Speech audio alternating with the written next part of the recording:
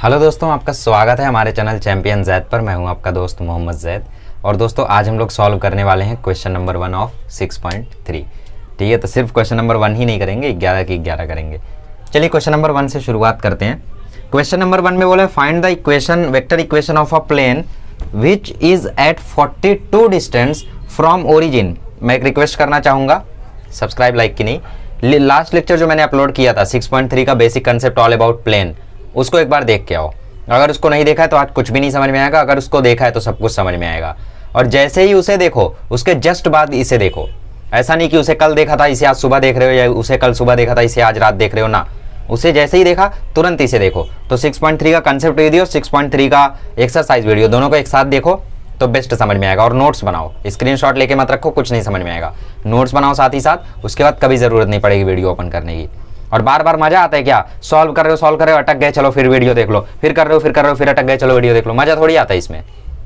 एक बार करो, नोट्स बना के करो, अच्छे से करो, दोबारा मेरी शक्ल ना देखनी पड़े। ठीक है, चलिए तो क्वेश्चन नंबर 1 करते हैं। क्वेश्चन नंबर 1 में बोल रहे हैं find the vector equation of a plane.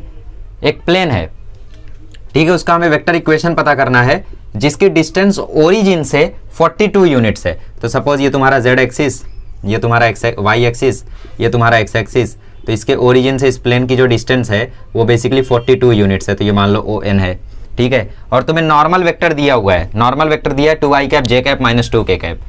तो हम लोगों ने जितने थियरम सीखे थे लास्ट लेक्चर में, जितने इक्वेशन सीखे थे, उसमें से एक ही ऐसा इक्वेशन था जिसमें इसका जिक्र था कि ओरिजिन से लेके प्लेन तक की डिस्टेंस। और वो इक्वेशन था r bar dot n cap बराबर p, जहां पे p क्या था? p था perpendicular distance from origin to the plane. तो यहाँ पे perpendicular distance from origin to the plane तुम्हें दे रखा है 42। तुम्हें n बार दे रखा है, n कैप नहीं दे रखा है, n बार दे रखा है। तो n बार तुम बना लोगे, सॉरी n कैप तुम बना लोगे n बार से। कैसे? उसी के मैग्नीट्यूड से डिवाइड करके। So therefore late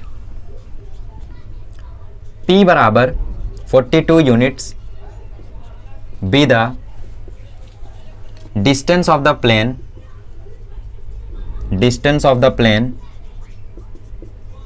from the origin. ठीक है, अच्छा।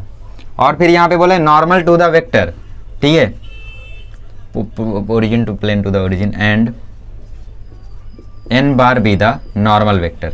n बार को हमने क्या मान लिया? n बार को हमने मान लिया नॉर्मल वेक्टर, ठीक है। सो देयरफॉर n बार हमें दिया हुआ है, कितना दिया हुआ है बताओ?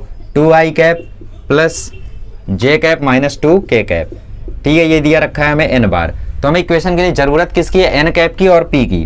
तो p हमें पता है क्या? p हमें पता है 42, n कैप हमें नहीं पता है। r बार तो हमें कभी पता नहीं चलता है, r बार को ऐसे ही हम लोग रहने देते हैं।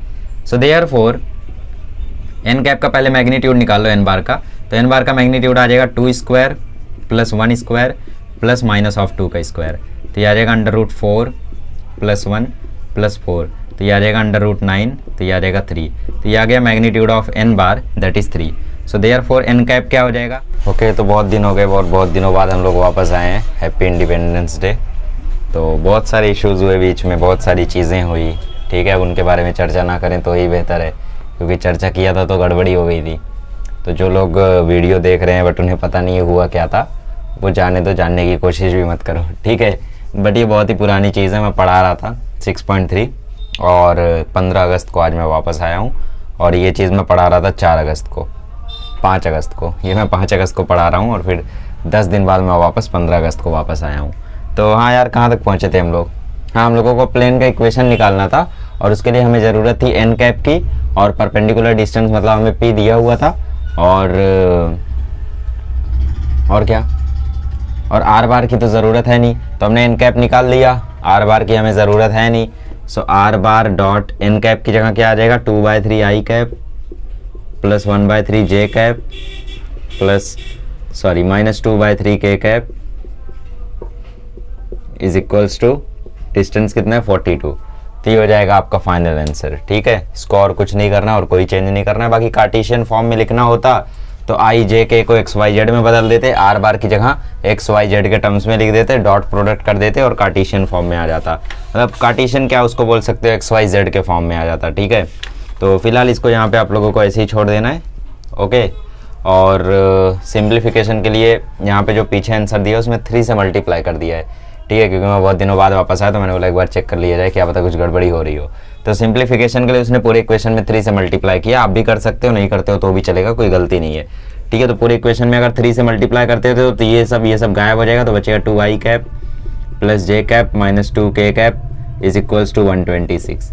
चलिए क्वेश्चन नंबर 2 से वापसी करते हैं। आइए क्वेश्चन नंबर 2 करते हैं। क्वेश्चन नंबर 2 में बोला है find the perpendicular distance of from the origin of the plane, of the origin from the plane. तो बात तो वही है, तो परपेंडिकुलर डिस्टेंस क्या होती है प्लेन की ओरिजिन से, इसके बारे में हम लोगों ने चर्चा की है। वो क्या होती है, वो होती है p। और ये p क्या चीज़ है, p वो चीज़ है जो इस इक्वेशन में आता है, r bar dot n cap बराबर p।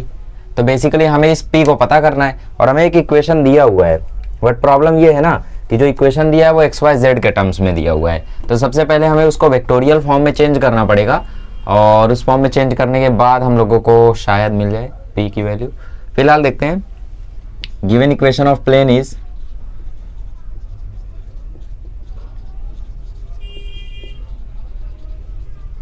क्या दिया है प्लेन का equation, 6x minus 2y plus 3z minus 7 is equals to 0, ये दिया हुआ है। अच्छा, तो इसका वेक्टर इक्वेशन क्या हो जाएगा, देखो पिछले बार हमारा जो आंसर आया था वो कुछ ऐसा आया था, r bar dot 2i cap minus j cap minus 2k cap is equals to 126। अब मुझे ठीक से नहीं याद है प्लस माइनस, बट ठीक है ऐसा कुछ आया था, ठीक है। मैंने आपसे बोला था कि अगर आपको इसको एक्स वाई जेड के फॉर्म में लिखना है तो आप r बार को x i cap Y j cap Z k cap लिख के इससे डॉट कर दोगे तो एक्स वाई जेड के फॉर्म में हो जाएगा। इसका मतलब अगर मैं r बार को लिख दूं x i cap Y j cap Z k cap, और फिर इसके बाद मैं इसका डॉट कर दूं किसके साथ, 2 1 माइनस 2 के साथ, मतलब 2x plus y minus 2z is equals to 126, तो ये कुछ इसके फॉर्म में कन्वर्ट हो जाएगा। तो मतलब अगर मुझे इसको वेक्टर फॉर्म में कन्वर्ट करना है तो मुझे क्या करना पड़ेगा इसमें, अगर मुझे इसको वेक्टर फॉर्म में कन्वर्ट करना है तो इसके लिए मुझे क्या करना पड़ेगा, एक्स वाई जेड को r बार मान के उसको अलग करना पड़ेगा, मतलब इससे एक स्टेप पीछे जाना पड़ेगा। जैसे इसमें हमने r बार को ये लिख के डॉट करके ये लाया, वैसे अब की बार हम लोग ये लिख के एक स्टेप पीछे जाके r बार लेकर आएंगे, मतलब इसका वेक्टर फॉर्म लिखेंगे। Therefore it's vector form is, vector form इसका क्या हो जाएगा, इसका वेक्टर फॉर्म हो जाएगा r बार डॉट, r बार के अंदर क्या आएगा, अंदर आएगा ये चीज बट i j k के साथ, ठीक है, क्योंकि x y z तो ये r बार है उसी के साथ तो डॉट हुआ है, तो r bar dot 6i cap minus 2j cap plus 3k cap और माइनस 7 को वहां भेज दो तो इज इक्वल्स टू 7। अब ये हो गया हमारा r bar dot something vector is equals to p। लेकिन हमें क्या चाहिए, हमारा मेन इक्वेशन तो होता है r bar dot n cap बराबर p, तो मतलब हमें इसका कैप बनाना है, तो कैप बनाने के लिए हमें इसी के मैग्नीट्यूड से इसी को डिवाइड करना पड़ेगा, तो इस वेक्टर का यूनिट वेक्टर बन जाएगा। तो पहले क्या करें, पहले यहाँ पे लिख लो where r bar is equals to x i cap plus y j cap plus z k cap, ठीक है। अब इसके बाद हम लोग कोशिश करते हैं कि इसको n कैप बनाया जाए। हमारा जनरल इक्वेशन क्या है, हमारा जनरल इक्वेशन है r bar dot n cap बराबर p, तो हमें इसको कैप बनाना पड़ेगा। तो कैप बनाने का प्रोसेस क्या होता है, उस वेक्टर को उसी के मैग्नीट्यूड से डिवाइड कर दो, ठीक है। तो इसका मैग्नीट्यूड निकाल दो, इसका मैग्नीट्यूड क्या आएगा, consider n bar is equals to 6i cap minus 2j cap plus 3k cap. So therefore जो n बार का मैग्नीट्यूड है वो क्या आएगा, अंडर रूट 6 का स्क्वायर प्लस माइनस 2 का स्क्वायर प्लस 3 का स्क्वायर। इसका मैग्नीट्यूड आएगा रूट ऑफ 49, मतलब इसका मैग्नीट्यूड आएगा 7।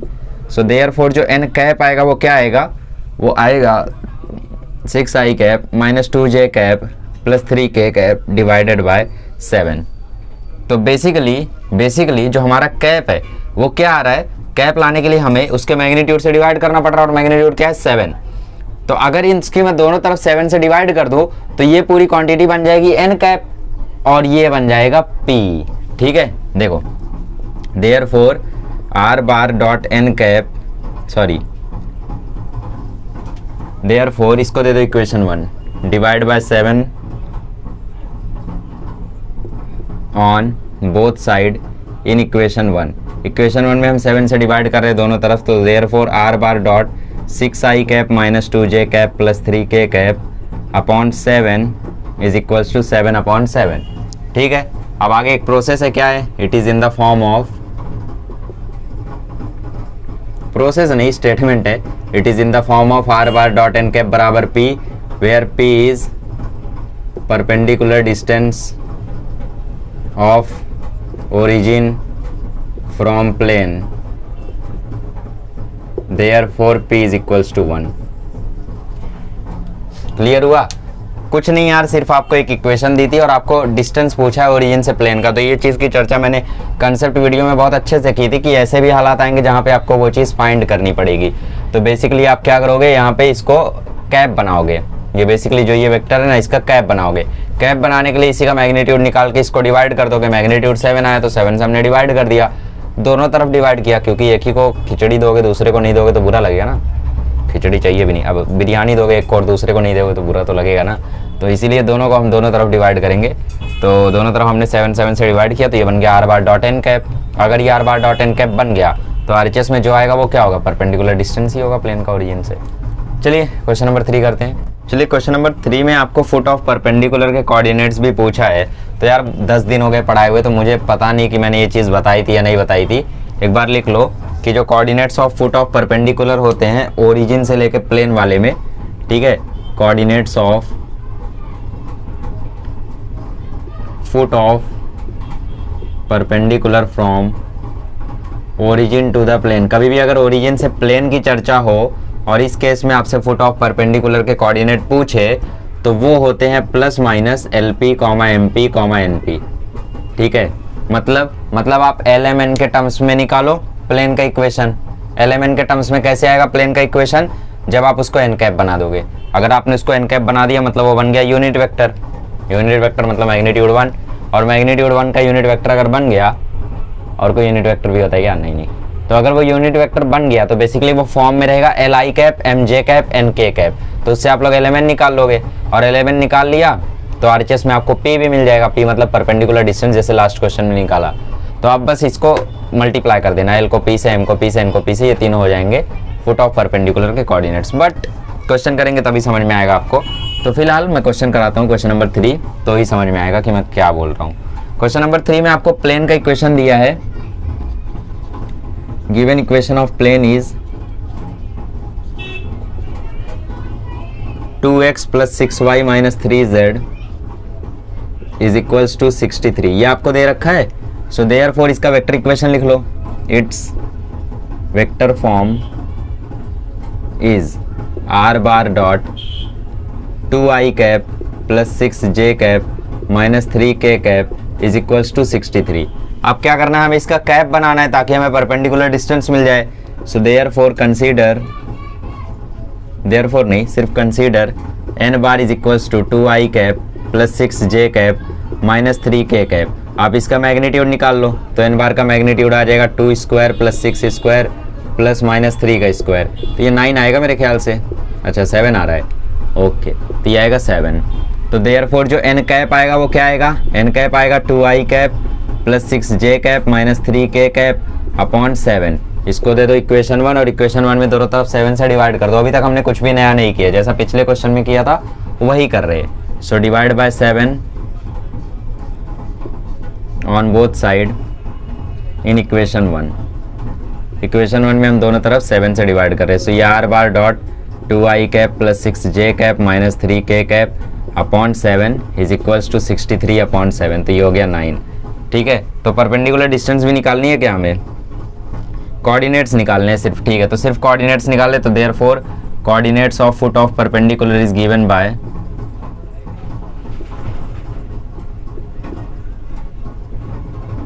याद रखना, ये तभी यूज करना जब ओरिजिन से प्लेन की बात हो। ये नहीं कि भाई हर केस में तुम यही चीज लगाए जा रहे हो। ठीक है, गलत आ जाएगा आंसर। आंसर तभी सही आएगा जब ओरिजिन से प्लेन की बात हो, तो फुट ऑफ परपेंडिकुलर यही आएंगे LP, MP, NP, वरना अलग केसेस में अलग होता है। ठीक है, foot of perpendicular from origin to the plane is plus minus चाहिए तो लिखो, वरना मत लिखो, क्योंकि आपको फुट ऑफ परपेंडिकुलर के कोऑर्डिनेट्स, चलो लिख ही लो। तो LP मतलब 2/7 × 9। L क्या है यहाँ पे, plus minus LP, MP, NP। ठीक है, L क्या है यहाँ पे, L है यहाँ पे 2/7, M क्या है यहाँ पे 6/7, N क्या है यहाँ पे -3/7। ठीक है, so therefore coordinates of foot of perpendicular LP, L क्या है 2/7, P क्या है 9, तो 2/7 × 9 18/7। ओके, तो 2 × 9 18/7, 6 9 54/7, -3/7 × 9 -27/7। ठीक है, प्लस माइनस चाहिए तो लगाओ वरना एक ही लिखो, चलता है। अच्छा प्लस माइनस क्यों आ रहा है, क्योंकि यार देखो प्लेन का जो डिस्टेंस है वो एक तो ऐसे भी हो सकता है और एक तो ऐसे भी हो सकता है, नहीं समझे। देखो ये हो गया z, ये हो गया y, ये हो गया x। एक तो तुम्हारा प्लेन यहाँ पे हो सकता है, ये हो गई ओरिजिन से परपेंडिकुलर डिस्टेंस, और एक तो तुम्हारा प्लेन यहाँ पे भी तो हो सकता है, ये हो गई ओरिजिन से परपेंडिकुलर डिस्टेंस। तो बेसिकली उसके जो कोऑर्डिनेट्स होंगे उसके जस्ट अपोजिट आएंगे ये वाले कोऑर्डिनेट्स, तो इसीलिए प्लस में ये माइनस में, समझे, इसीलिए प्लस माइनस में आ रहा है। आगे बढ़ते क्वेश्चन नंबर 4। चलिए क्वेश्चन नंबर 4 में बोला है reduce to the normal form, मतलब r bar dot n cap के फॉर्म में रेड्यूस करो। पिछले 3 क्वेश्चन से यही कर रहे हैं। फिर बोल रहा है लेंथ ऑफ परपेंडिकुलर निकालो, यही कर रहे हैं।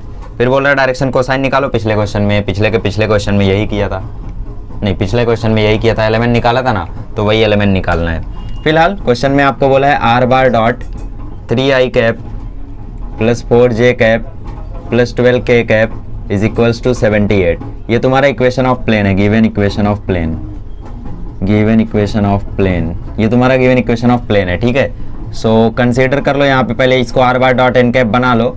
कंसीडर एन बार आपको दिया है 3i cap plus 4j cap plus 12k cap. So n bar का मैग्नीट्यूड क्या आ जाएगा, √3 का स्क्वायर प्लस 4 का स्क्वायर प्लस 12 का स्क्वायर, तो ये आ जाएगा √169, तो ये आ जाएगा 13, तो ये आ गया आपका एन बार।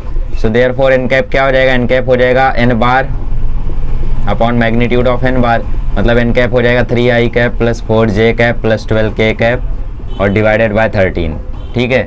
सो देयरफॉर ये इक्वेशन 1 बोल दो इसमें दोनों तरफ, मतलब वही कर रहे हैं जो अभी तक कर रहे थे, ठीक है। पिछले 3 क्वेश्चन में जो कर रहे थे वही अभी तक कर रहे हैं हम लोग, तो इसलिए मैं कुछ खास बता नहीं रहा हूँ। दोनों तरफ 13 से डिवाइड कर दो ताकि r bar dot n cap के फॉर्म में आ जाए। So divide by 13 on both side in equation 1। Equation 1 में 13 से डिवाइड कर दो दोनों तरफ। So therefore r bar dot 3i cap plus 4j cap plus 12k cap बटा 13 इज इक्वल्स टू 78 बटा 13, ठीक है। तो ये 13 छका 78 कैंसिल हो गया, तो ये 6 आ गया हमारा। So therefore it is in the form of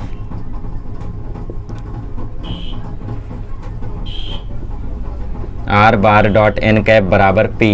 so therefore n cap आ गया आपका 3/13 i cap plus 4/13 j cap plus 12/13 k cap, ठीक है। एंड जो आपका p है वो आ गया आपका 6, ठीक है। तो आपको क्वेश्चन में क्या क्या पता करना है, length of perpendicular from origin to the plane, तो वो आ गया आपका 6, और आपको पता करना है डायरेक्शन कोसाइन ऑफ नॉर्मल, तो ये नॉर्मल के डायरेक्शन कोसाइंस हो गए। Therefore n cap is equals to, ऐसे लिखो, since n cap is equals to li cap plus mj cap plus nk cap. So therefore l आ गया आपका 3/13, m आ गया आपका 4/13, n आ गया आपका 12/13, तो ये आ गया आपका डायरेक्शन कोसाइन ऑफ नॉर्मल, ये आ गया आपका परपेंडिकुलर डिस्टेंस, खत्म। चलो क्वेश्चन नंबर 5 देख लो। चलिए क्वेश्चन नंबर 5 करते हैं।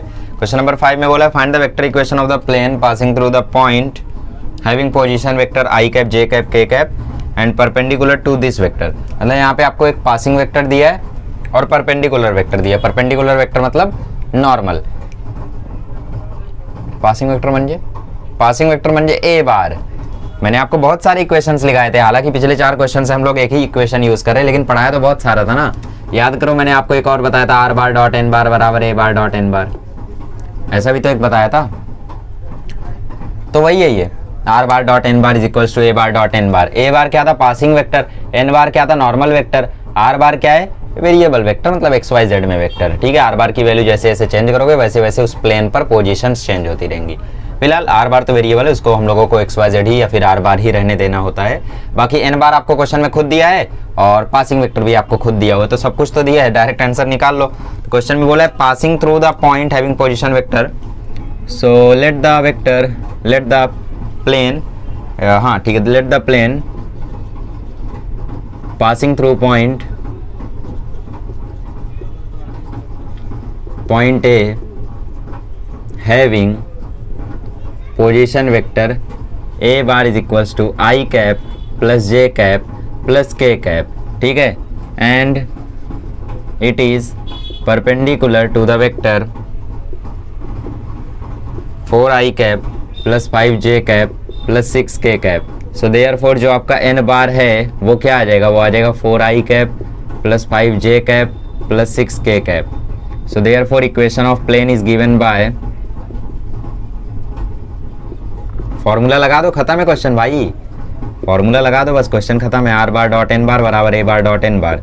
सो r bar dot n bar क्या है, 4 i cap plus 5 j cap plus 6 k cap is equals to a bar है i cap plus j cap plus k cap, और यहाँ पे 4 i cap plus 5 j cap plus 6 k cap. Dot product कर दो इस side, 1 4 जा 4, 1 5 जा 5, 1 6 जा 6, 4 5 9 6 15। सो r bar dot 4 i cap plus 5 j cap plus 6 k cap बराबर 15। ये हो गया तुम्हारा इक्वेशन ऑफ द प्लेन, खत्म। और कुछ नहीं, बस चलो आगे बढ़ो। आइए क्वेश्चन नंबर 6 देखिए। अब तो मुझे लग रहा है यार सारे क्वेश्चन तो तुमने खुद ही कर लिए होंगे, क्योंकि मैंने कंसेप्ट इतना ज़बरदस्त बताया था कि ये सब दोबारा बताने की ज़रूरत नहीं है। अब कार्टेशियन इक्वेशन की चर्चा कर रहा है, तो कार्टेशियन इक्वेशन मैंने बताया था ना आपको क्या होता है, a into x minus x one plus b into y minus y one plus c into z minus z one बराबर 0। कैसे आया था Cartesian equation, a bar n bar को यहाँ ले आए थे, एन बार को कॉमन लिए थे, अंदर आर बार माइनस ए बार हो गया था। कैसे आया था Cartesian equation, r bar dot n bar minus a bar dot n bar बराबर 0 किए थे, एन बार कॉमन लिए थे, अंदर आर बार माइनस ए बार हो गया था बराबर 0। ए बार होता है x1 y1 z1, आर बार होता है x y z। तो x y z में x1 y1 z1 माइनस करोगे तो x माइनस x1 होगा, y माइनस y1 होगा, z माइनस z1 होगा। एन बार में क्या होता है, a b c direction ratios ले लो या फिर LMN डायरेक्शन कोसाइन से ले लो, आपकी मर्जी है, तो उससे मल्टीप्लाई। ठीक है, तो फिलहाल छोड़ो इन सभी को, आपको जो जो दिया देख लो। प्लेन, ठीक है, find the Cartesian equation of the plane passing through, the plane passes through point, ठीक है, plane passes through point a का क्या है -1, 2, 3। सो देयरफॉर x1 हो जाएगा -1, y1 हो जाएगा 2 और z1 हो जाएगा 3। ठीक है, फिर क्या बोला है, direction ratios of normal and DRs of normal are 0, 2, 5। So therefore a हो जाएगा 0, b हो जाएगा 2, c हो जाएगा 5। So therefore Cartesian equation of plane is given by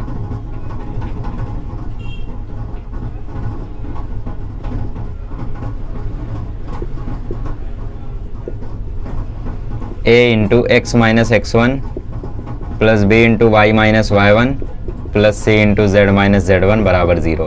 a क्या है 0, x माइनस x1 कितना है -1, प्लस b क्या है 2, y माइनस y1 क्या है 2, c क्या है 5, z1 क्या है 3 बराबर 0।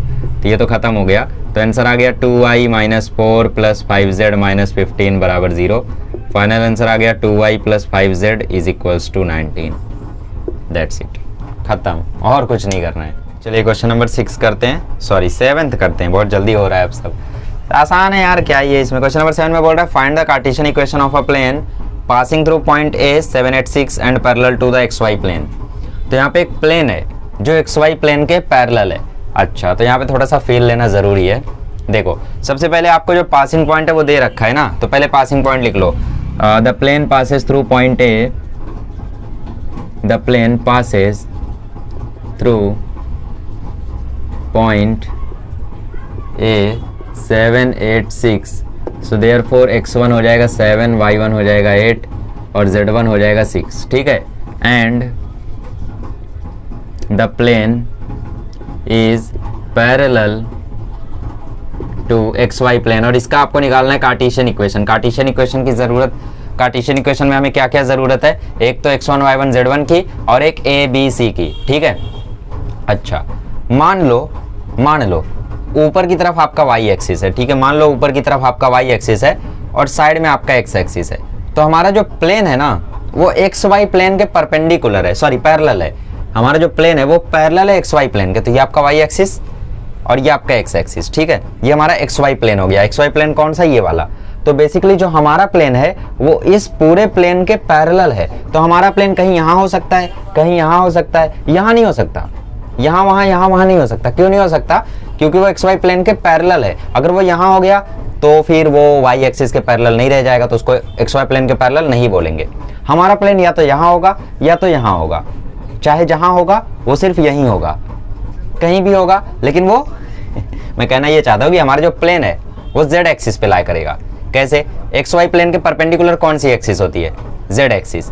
तो जो चीज एक्स वाई एक्सिस के पैरेलल है, एक्स वाई प्लेन के पैरेलल है, आई एम सॉरी, जो चीज एक्स वाई प्लेन के पैरेलल है, एक्स वाई प्लेन मतलब ये वाला प्लेन, तो वो चीज या तो यहाँ होगी या तो यहाँ होगी, तो चाहे जहां होगी पर वो जेड पर ही होगी, राइट। ये एक्स वाई प्लेन है, अगर इसके पैरेलल कोई चीज है तो ऑब्वियसली वो जेड पर ही होगी, और कहीं हो सकती है क्या? नहीं।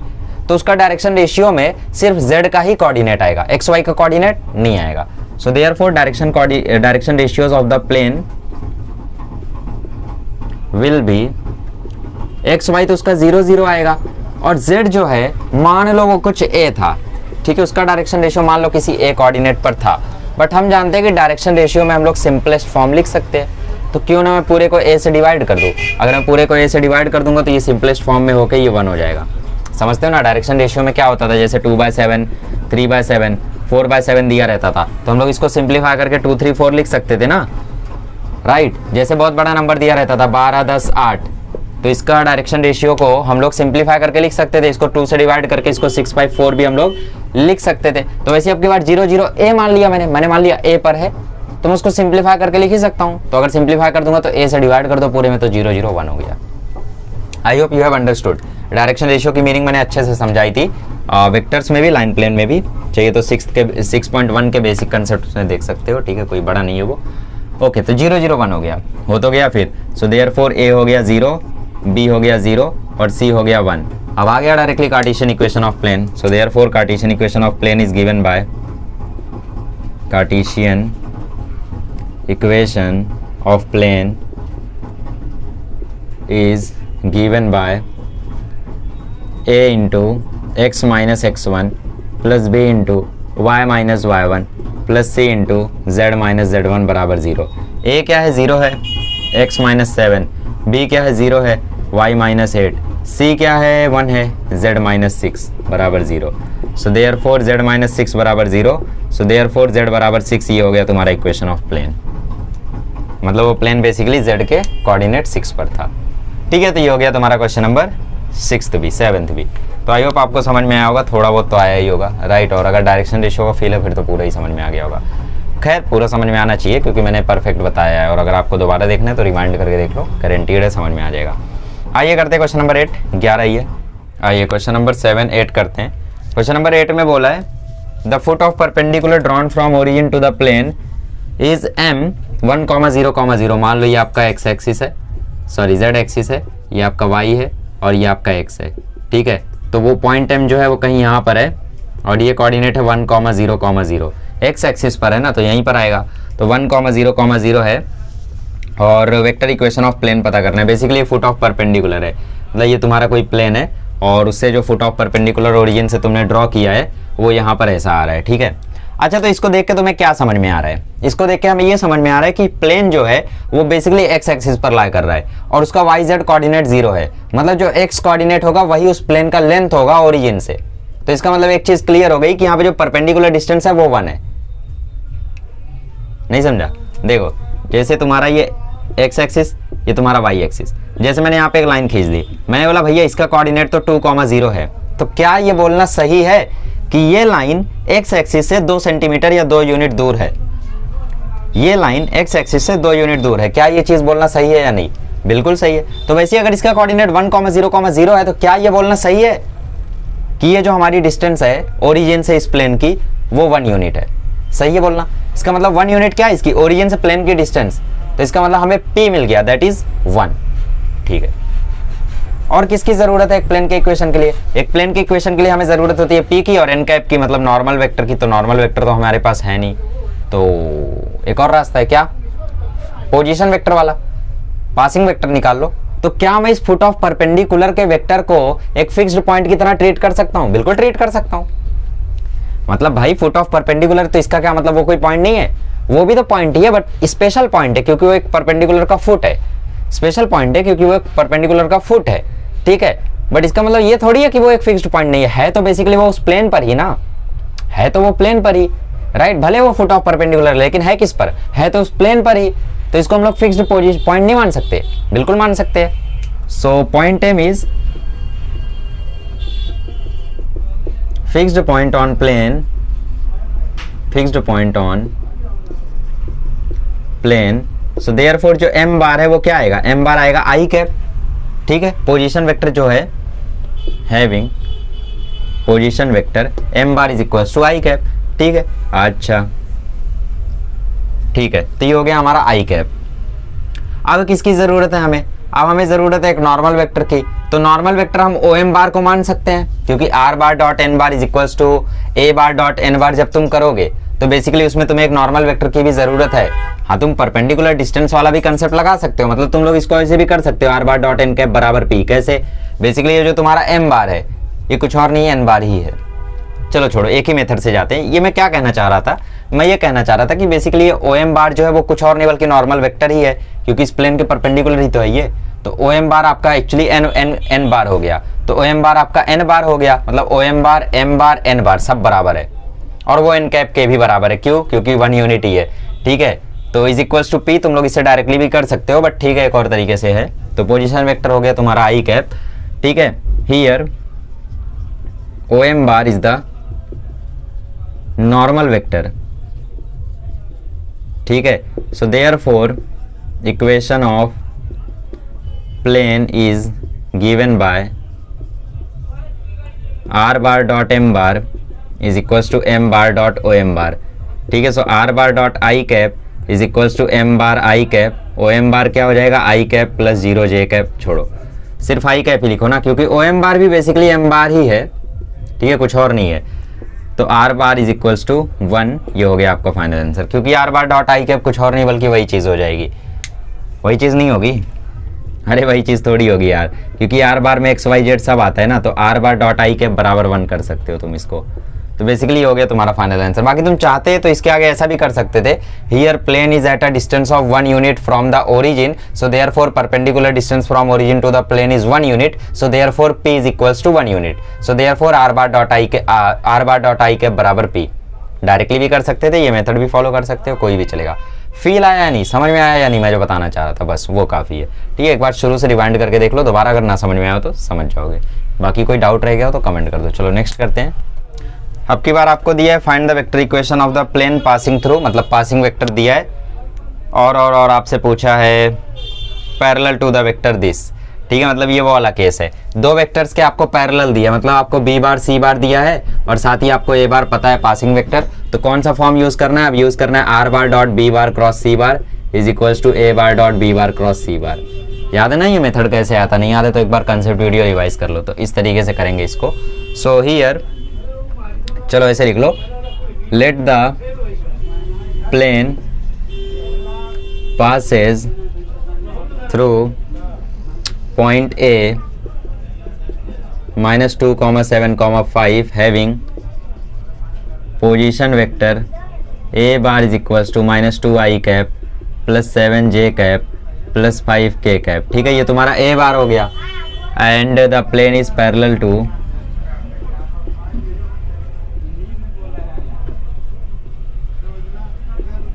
B बार। B बार क्या है, 4 I cap minus J cap plus 3 K cap।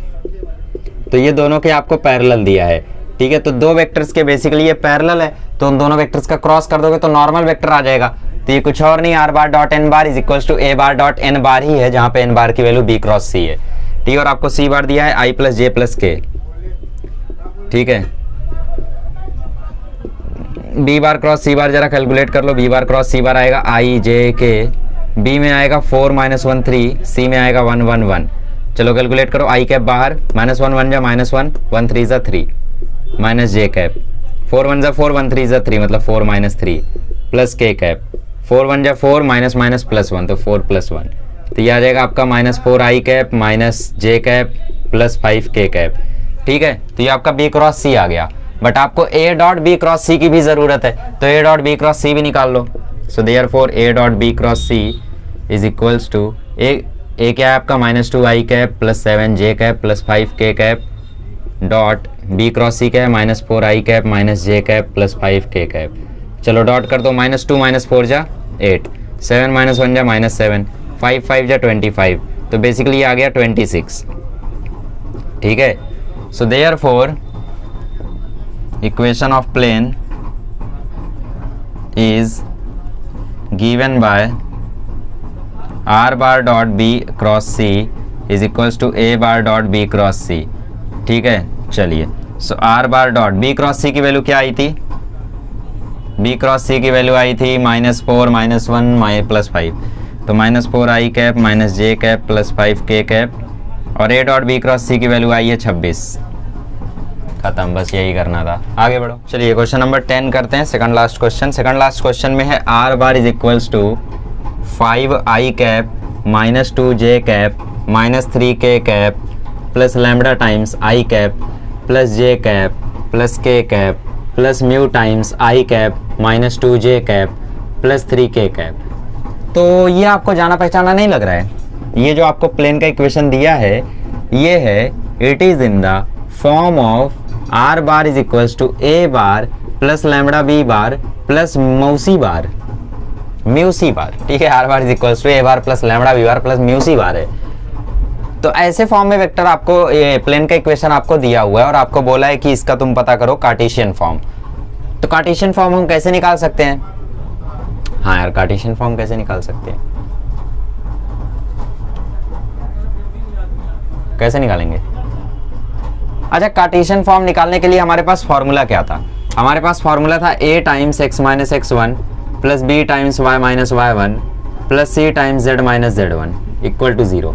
और ये x minus x1 y minus y1 ये सब आया कहाँ से था? ये सब आया था r बार डॉट n बार बराबर a बार डॉट n बार से।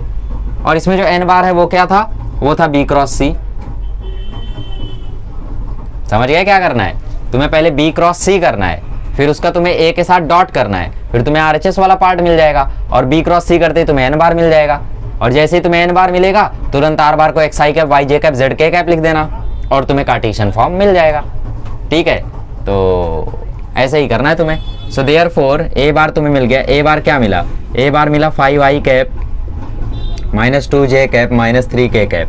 b बार मिला i cap plus j cap plus k cap 5 -2 -3, सही है। और c मिला तुम्हें i cap -2j cap plus 3k cap. ठीक है, सो कंसीडर b बार क्रॉस c बार। पहले हम लोग क्या निकाल लेते हैं? पहले हम लोग निकाल लेते हैं b bar cross c bar. Consider b bar cross c bar.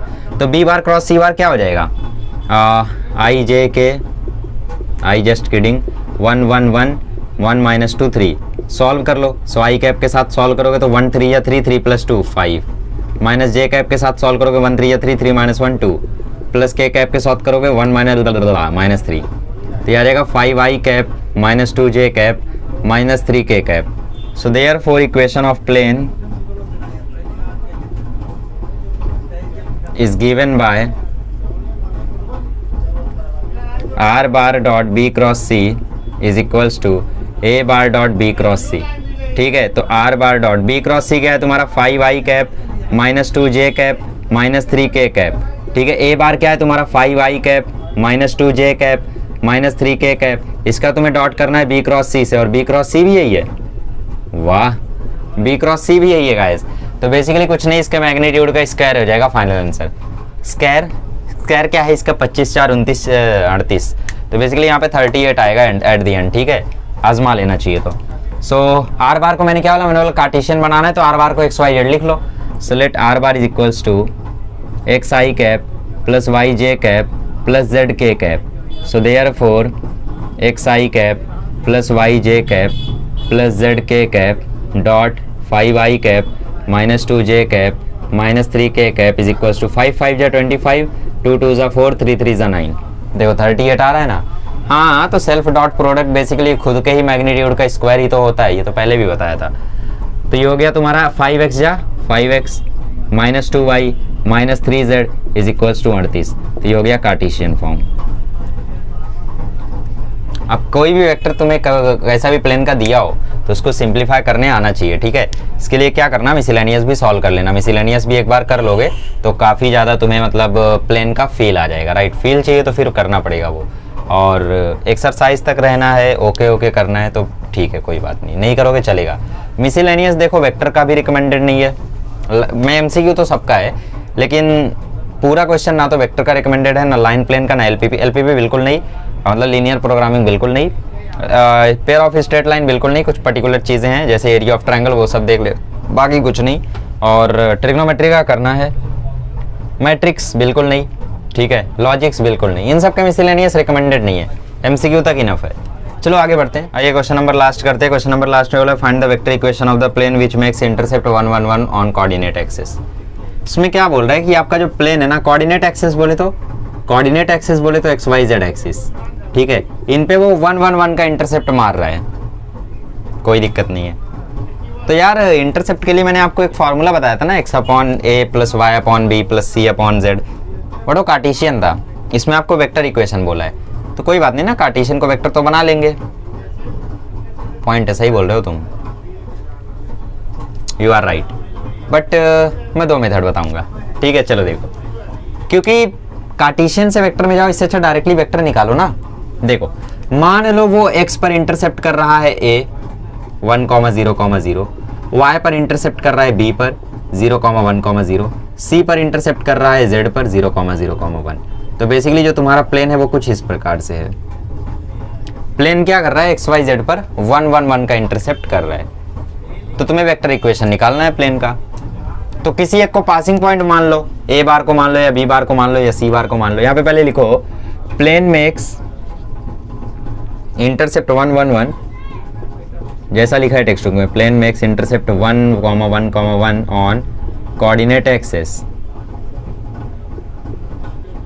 So therefore let A 1 0 0, B 0 1 0 and C 0 0 1, ठीक है। So therefore आप मान लो यहाँ पे A बार मान लो आप आई कैप, ठीक है, एक पासिंग वेक्टर हमें मानना, तो हमने A बार को मान लिया, आप B बार को भी मान सकते हो, C बार को भी मान सकते हो।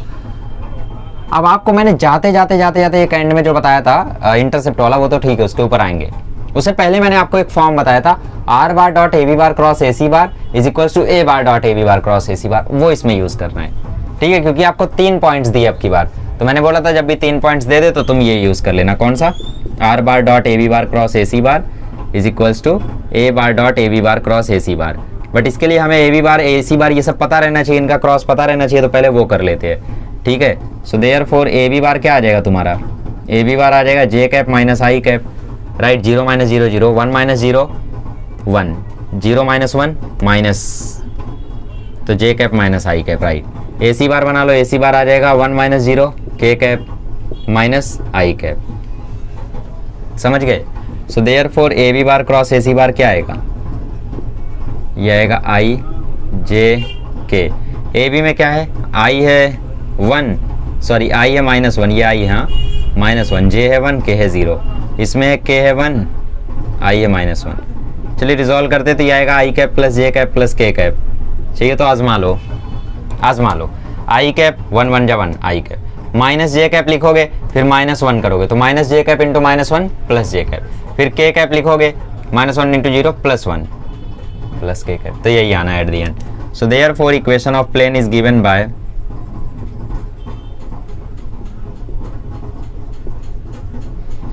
R bar dot a b bar cross a c bar is equals to a bar dot a b bar cross a c bar. तो ए बी क्रॉस ए सी क्या है तुम्हारा, A B cross a c है i cap plus j cap plus k cap, a bar है तुम्हारा i cap, a b bar cross a c bar भी है i cap, sorry a b bar cross a c bar है i cap plus j cap plus k cap. तो basically ये तो तुम्हारा 1 आ जाएगा और इधर तुम्हारा ये रह जाएगा, ठीक है। तो ये तो तुम्हारा आ गया आंसर, बट हाँ आपने जो सोचा था वो भी बिल्कुल सही है, करके आओगे गलती नहीं मानी जाएगी, चलेगा। तो आपने जो सोचा था अल्टरनेटिव मेथड वो भी बता देता हूँ। अल्टरनेटिव मेथड ये दूसरा तरीका है, ठीक है। पहला तरीके से हम लोग को ऑलरेडी आंसर सॉल्व कर चुके हैं, तो जो लोग जाना चाहते हैं वो लोग जा सकते हैं। तो अल्टरनेटिव मेथड क्या है कि equation of plane is given by x upon a plus y upon b plus z upon c बराबर 1। ये कब देते हैं हम लोग, इस तरीके से जब हमें इंटरसेप्ट मालूम हो एक्स वाई जेड पर। ए क्या है एक्स इंटरसेप्ट, बी क्या है वाई इंटरसेप्ट, सी क्या है जेड इंटरसेप्ट।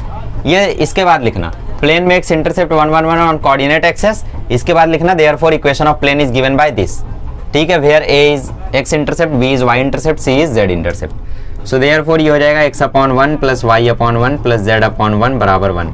तो ये आ गया तुम्हारा x plus y plus z बराबर 1।